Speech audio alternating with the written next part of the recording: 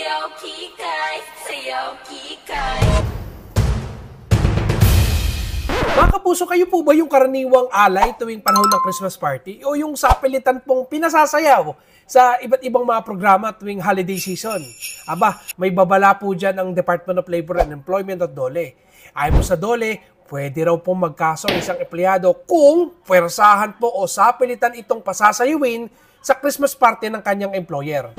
Tugon po yan ng DOLE, kasunod nga po ng mga pabirong post sa social media kung pwede raw bang ireklamo sa kanila yung mga employer na sapilitan po silang pinagsasayaw tuwing Christmas party. Nilinaw po ng National Labor Relations Commissions na maaari po magsampan ng reklamo ang isang empleyado, lalo na po kung may banta ng pagpaparusa kung sila po ay tatanggi sa pagsayaw. Batay po kasi sa Labor Code, tanging mga misconduct, gross negligence, loss of confidence, krimen laban sa employer o pamilya nito na may kinalaman sa trabaho ang may tuturing na dahilan para parusahan ng isang empleyado. Kung sapilitan na tagbanta na po ng disciplinary action, pwedeng dumulog ang empleyado sa NLRC para humingi po ng danyos.